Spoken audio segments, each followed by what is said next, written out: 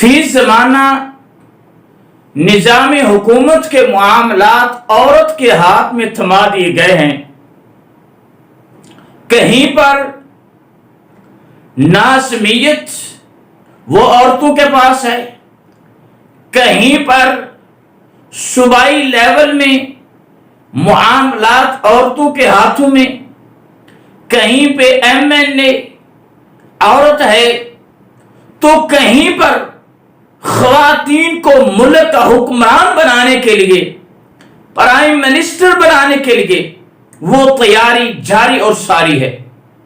حضرات گرامی قدر، دین اسلام نے اس حوالہ سے ہماری کیا رہنمائی کی ہے کہ آیا عورت وہ حکمران بن سکتی ہے جا کے نہیں بن سکتی؟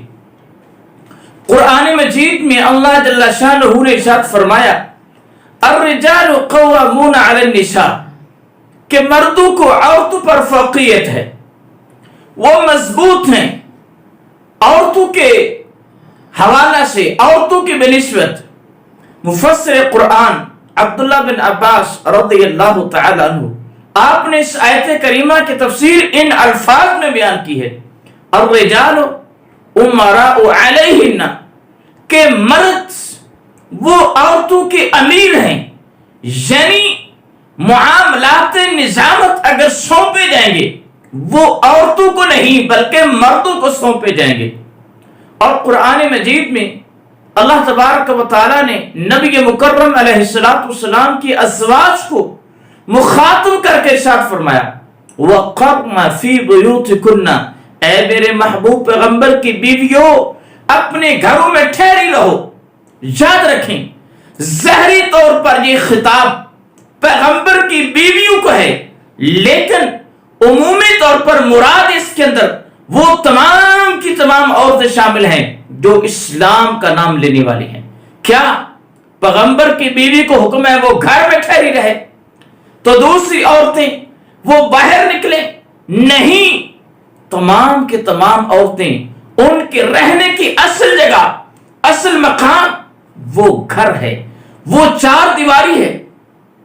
جو خلیفہ وقت ہوتا ہے، جس کے ہاتھ میں نظام حکومت ہوتا ہے، اس نے لوگوں کے معاملات کو نپٹانے کے لیے باہر نکلنا ہوتا ہے، جبکہ عورت کا معنی ہی پردہ ہے۔ عورت پردے کی چیز ہے، جب وہ باہر نکلے گی عورت اپنی اصل سے ہٹ جائے گی۔ عورت جب اصل سے ہٹے گی اپنی بنیاد کو چھوڑ دے گی، سوائے فتنہ کے وہاں کچھ بھی باقی نہیں رہے گا۔ اور قرآن مجید کی اس آیت کا پھر کیا مفہوم ہوگا؟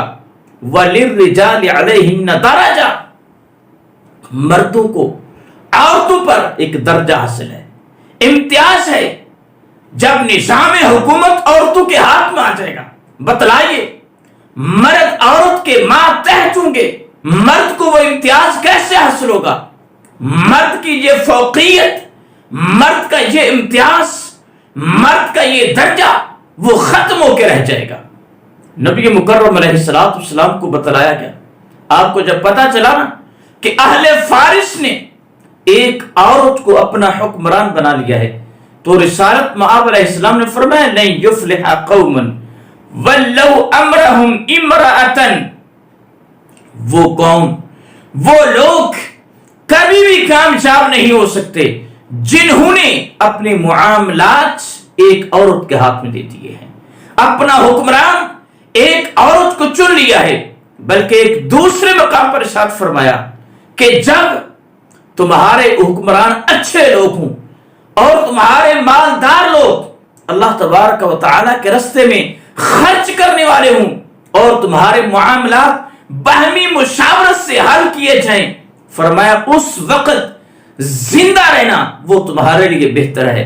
اور جب تمہارے حکمران اچھے نہیں، برے لوگ آ جائیں اور پھر تمہارے غنی مالدار لوگ وہ بخیل ہو جائیں، کنجوس ہو جائیں، اللہ سبحانہ و تعالیٰ کے راستے میں خرچ نہ کریں اور تمہارے معاملات مردوں کی بجائے عورتوں کو سپرد کر دیے جائیں، تمہارا نظام حکومت عورتوں کے ہاتھوں میں آ جائے، فرمایا زندہ رہنا بہتر نہیں، پھر تمہارے لیے مر جانا بہتر ہے۔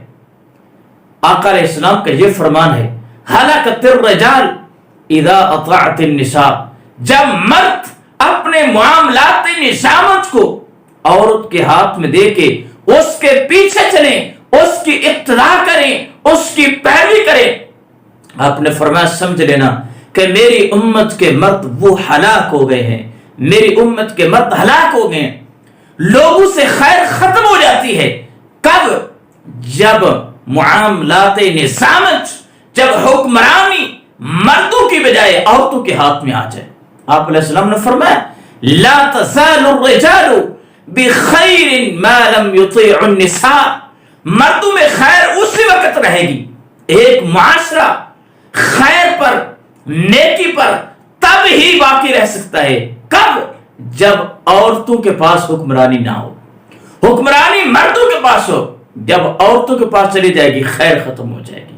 آئیے علماء امت کے اس بات پر اجماع ہے کہ عورت وہ وقت کا حکمران نہیں بن سکتی۔ ہم اسلام کا نام لینے والے ہیں، اسلام سے محبت کرنے والے ہیں، اس حقیقت کو سمجھیے اور اس کے مطابق پھر کوشش کیجئے کہ آج اس سیاست کے دور میں، اس مادہ پرستی کے دور میں ہم کس